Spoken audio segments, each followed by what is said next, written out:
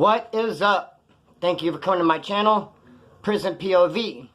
So last video I did, day before yesterday, it cut off around the 19-minute mark. I don't know why. Hope it doesn't happen again. That type of stuff gives me a straight panic attack. So here we are, I'm going to do part 2. I'm going to keep going with the video. First, I want to do a couple of shout outs, so I'm going to support 2 channels. I should have already done this. This is my homeboy. This is my dog right here, Sandman2788. He's in a unique position. He's involved with pretty much all the channels you guys watch. With Badger, Big JD, Nate Dogg. He's involved, a lot of channels involved in my channel. So if you support those channels, it makes sense for you to support Sandman2788. He's likely to have a lot of good content on his channel, interviews, and he's going to have, you know, if he's going to make an announcement about someone's channel, it might go on his channel instead of theirs. I mean, you never just know. It's wise to be plugged in with his channel if you're hip to all the other ones. So I support Sandman2788. Check him out. And also, I like rap music. I've gotten into trouble in prison a couple of times. I can think of 2 incidences in particular. I'm glad I got that word out, incidences. Sweet. But then I stumbled on particular. But I can think of 2 times I got in trouble over rap music. I like it, man. I started listening to it in 2004. When I got out and I had some money and I got a real nice truck. It's funny because I was going to get a nice truck and I got a white one. Because when I was in county jail, my boy Ronnie Owens, who nicknamed me Splinter, he goes, dude, I had a weird dream about you. You're driving around my house in this brand new white truck. So I got out and I was going to get a pretty much a brand new truck. And I go, I'm going to get a white one.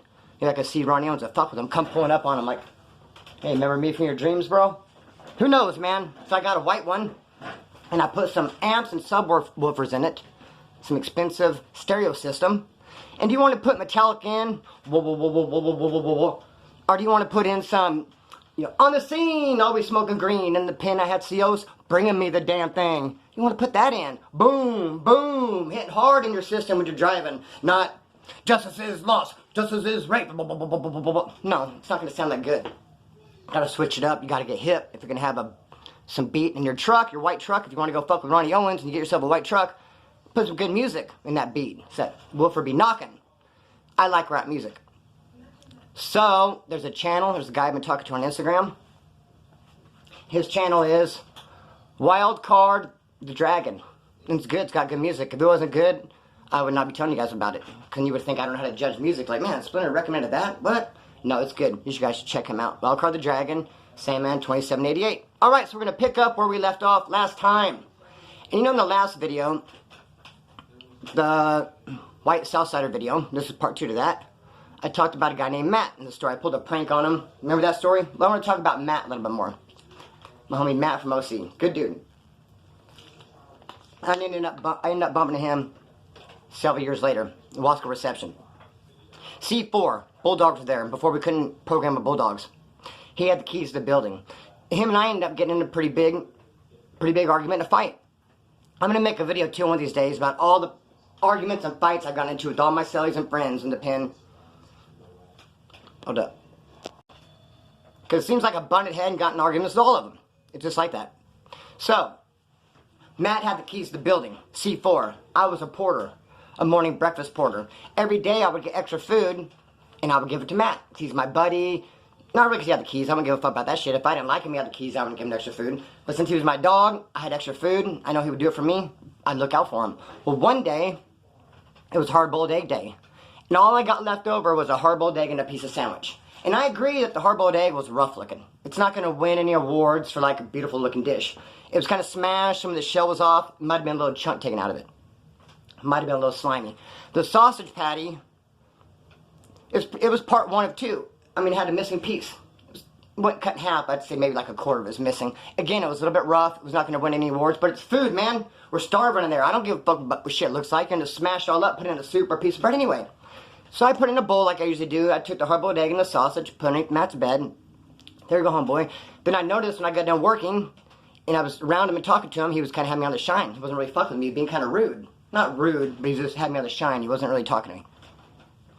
People in there get shitty, though. They get pissy. I mean, they don't hear from their old ladies, and they pout for 3 days. That's just how it is in there. It's prison life. You gotta deal with all these attitudes, moods, everyone's up and downs. He was acting pissy. I chopped it up. That was just him. His bipolar. And I walked by his bed, and I noticed that food was still in the bowl.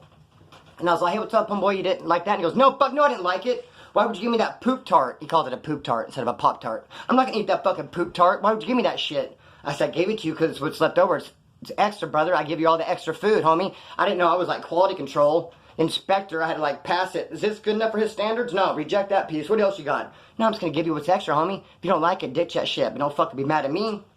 Fuck, homie. You should say thank you. I cannot stand ungrateful people. He was being ungrateful, I thought, so I was mad at him, like, well, fuck you then. And he was mad at me, like, dude, you're gonna give me that shit? We didn't talk to each other, we had a big old argument. It was all bad. Almost chucked him, but we didn't. And you can't really have that argument and get all crazy in front of other races, in front of the whole dorm. So we kind of did it on the down low, but we were definitely butting heads. But what stopped it was this big old issue ended up popping off, and we had to start politicking, because someone was about to get fucked up. What it was, a whole bottle of VO5 shampoo came up missing out of the kitty. That is a big deal. I've seen people get smashed tons of times, fucked up, over things missing out of the kitty. I remember in county jail, in my early days, before I started going to prison, this dude took 2 deodorants out of the kitty. Went and traded for dope. So they're going to beat his ass. He's one of those dudes like to fight with his tongue out. You ever make someone like that? Come on, motherfucker, with his tongue out. Dude's like, pop, bit the fuck out of his tongue. Stupid that people would fight with their tongue hanging out. Be that as it may, the kitty, man. In case you're not familiar with the kitty, we don't want white boys in there stinking or being nasty. A lot of them cannot afford hygiene, so people who can afford it will buy extra. There'll be a bag in whatever dorm you're in, or in the cells. It'll be out there in front of the cell, or they'll keep it in a cell and take it out when we have day room. It's a bag that has extra soaps, deodorants, lotions, and shampoos in it. Just use it. You don't take none there. You don't fill up your bottle. You don't take it with you. Just use it and put it right fucking back. Anyway, a whole bottle came up missing. And I can see it like it was yesterday. Matt, since the C buildings are a 2-tier, we're on the top tier, and Matt leaned over the rails. He goes, hey, when I find out what happened to that shampoo, you know what time it is? And the cop came out. The cop was way cool. He wasn't tripping on nothing because he had a crush on this other CO, this female guard, and she'd always come in. They'd go into his office. They'd be chatting and chopping up all fucking day. Oh, he heard like some commotion, Matt yelling that, and he kind of came in, looked around, went right back in his office. But so we were investigating, politicking, who took that fucking shampoo. Ended up finding the guy, and he got mollywopped. Got the fuck beat out of him. Of course he did. So, White Southsiders, where are we at? Oh yeah, the story I was on. So, when I went to Kern Valley, level 4180, I was in level 3 gym. I came down from out of state, Arizona, La Palma. We were on lockdown there, so I built up a couple packages. There, you only get a package every 90 days. Since it was a new pin, they weren't hip, we could have a package whenever one showed up. If one showed up, they'd give it to you. They were not hip to the 90-day thing. We were working them like a rib. Take advantage of them. They didn't know anything. It was a new pin. And not understand the rules and shit. So, I had all these packages. They were not given to me on lockdown. When I transferred, went to Kern Valley, boom, they gave me my packages. I had a lot of money in my books because I had an inheritance. And I was going to store fat. I was eating fat. I was living it up. There was another guy in there, buddy of mine, named Flea from up north. He was finishing up a 10-year term. His parents were taking care of him. He was going fat. And there was a tattoo artist. He was in a wheelchair. He'd gotten a wreck. And his old lady died. Rest in peace, homegirl. And he fucked his leg up. He's in a wheelchair, but he could tattoo real bad. So he always had a store. The tattoo artist lived fat in there. So us three would always have spreads every single night and get our grub on. We'd throw in $3, $4, $5 a piece. Chips, chili, meats, tortillas, have all this. Well, this one White Southsider started coming around talking to us. He was all right, I guess. I could tell. I felt like he just came around and was talking to us because we kind of had what's going. We have fat lockers and shit. Sometime, and I'm not bragging because, dude, I've done plenty of time broke dick. I've done more time broke, not even no coffee, nothing than I have with a little bit in my locker. So yeah, this time I had a little bit in my locker. Fuck it, I'm living it up. Anyway, this guy's hanging out with us. He wants to know if he could throw in on us with a spread. Okay, sure. So that night, make our spread. Dude comes over with like some chips and some stuff. We're like, cool. We throw in, make ourselves a spread. We all eat. So he comes back the next night, and then a couple of nights he's starting to want to throw in on us. We're eating every night. Then finally he starts coming up. He runs out of food, and he shows up with us a soup, a motherfucking soup. We're all throwing in $3, $4 a piece. This is getting kind of weird, man, because if you don't have the $3 or $4 to match us, to throw in on this big, beautiful bomb feast, don't just come with a soup and try to get on it. Come on, dude. Like, you're embarrassing yourself, and you're going to make us be a dick about it. It's kind of fucked up, putting us in a position. So he just threw that soup on the bed right there when we were cooking and walked away. Didn't even ask, hey, can I get in? Just took it for granted even. Threw the soup up there and walked away. We're like, fuck, what? Like, okay, we'll throw him in this one time.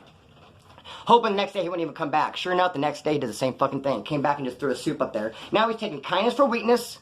Is what people do in there. You're nice to people in there. To them, you're weak. It's fucking weird, man. That's a weird way of thinking, man. When I see people be nice, I'm a grateful person. I just think they're a nice person. I try to return the favor. I don't take advantage of it. I don't think kindness is weakness. Some people do. Came back the next fucking day, just threw his fucking soup up on the locker and walked away. Like we're gonna give him a fucking big old... Fuck that. What we did is we gave him a fat bowl and then gave him a soup back at the end. When he came by for his bowl, here's your fat bowl, bomb-ass food, and here's your soup back. We didn't put it in. We don't want it. And like, dude, if you can't come up with a $3 or $4 to throw in like we are, don't even come back. And he goes, oh, like that? Yeah, exactly like that, bro. Just like that. Fucking take kindness or weakness.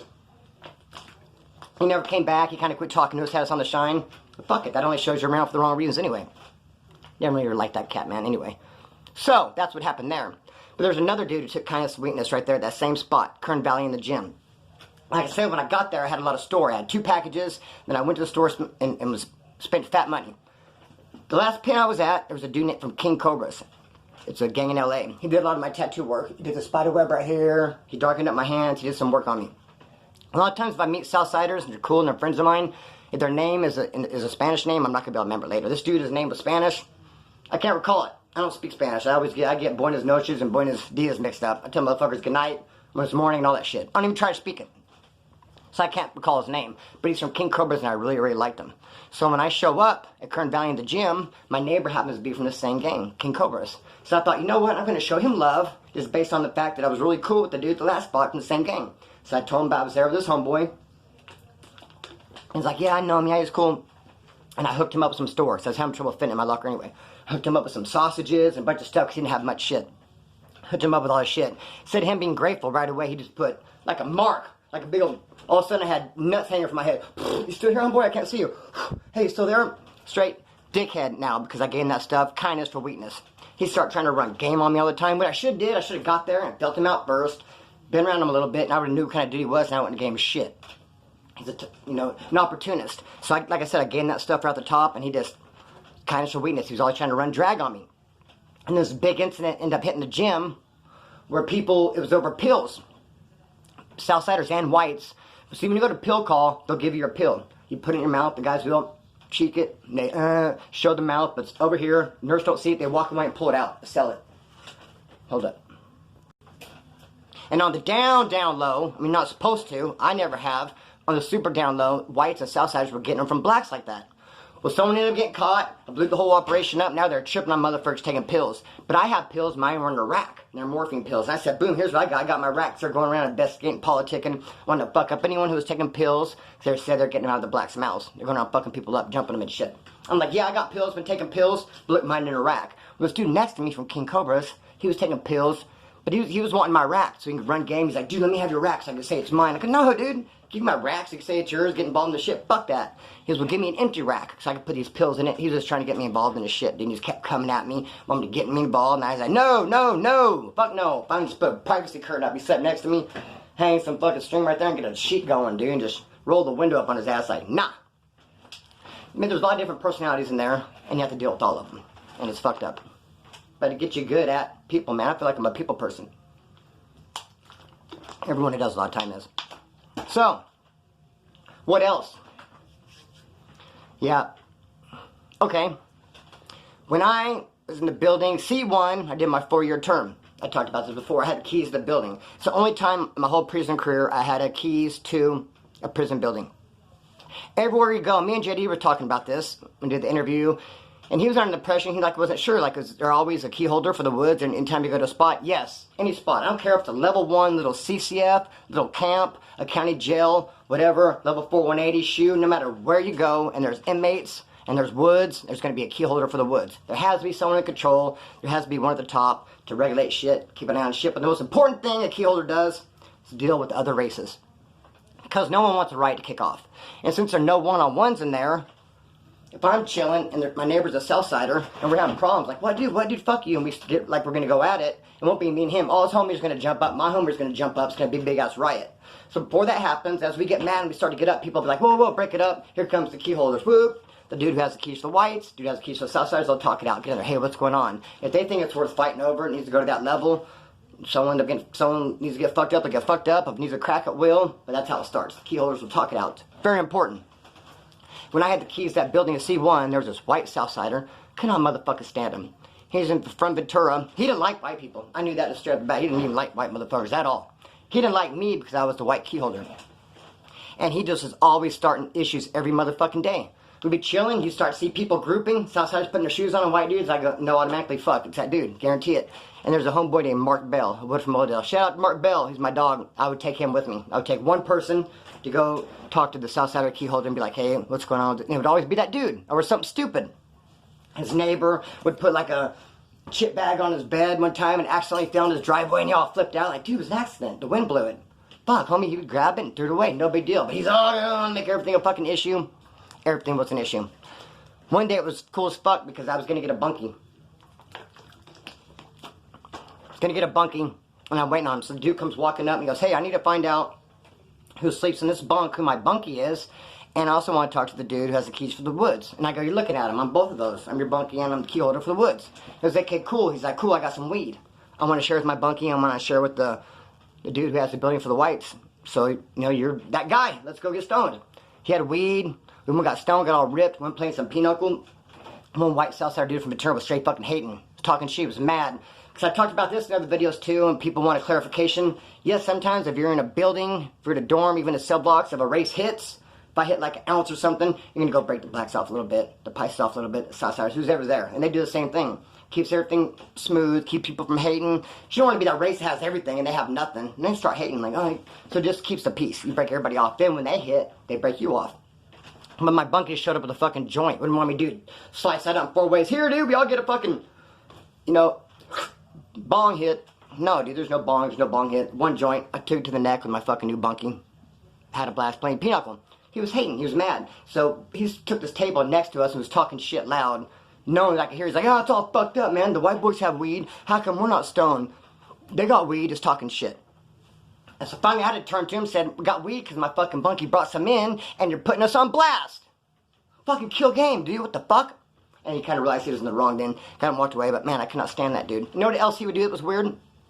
I slept on top. In C buildings, it's a 2 tiers. Bottom tier and top tier. Now the bottom tier, and it's shaped like a horseshoe. When you walk down the path right here, there'll be bunks on both sides. So you'll be walking down, boom, bunks on both sides. Turn this corner, bunks on both sides, and come back this way, bunks on both sides. You go upstairs, no, only bunks on one side.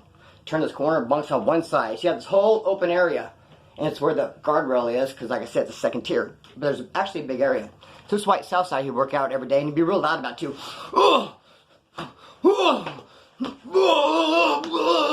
One of those guys, like, fucking miss me with that, dog. Come on now. And he would do it right in front of my bed area. So here's my bed area, and he would just do it right there. And he would clean up. I'd be on his ass. I'd be watching. Because there's one drip of sweat left behind. I was going to make a big-ass fucking issue out of it. But he made sure he cleaned it up real good. But I don't know why he chose right in front of my fucking bed area. And I'd be up there kicking with my homies. What we'd do is we'd take blankets, and you fold them up, fold them up, fold them, roll them, and it's like a stool. And you could tie like shirt around it. So we'd sit on our stools up there bullshitting. It's kind of like the blind spot from the cops. This motherfucker right there working out. Couldn't stand that motherfucker. And there was a white dude, a wood from Ventura. And he's like, yeah, his trip was when he first joined the Southsider gang or whatever, when he's coming up, they rejected him. They didn't even want them in their posse or whatever, and they would jump him, try to get rid of him. He stuck it out. He said, nah, I'll be part of this shit. And so he earned his spot, man. But he said a lot of people had respect for him, but he said it was hard on him.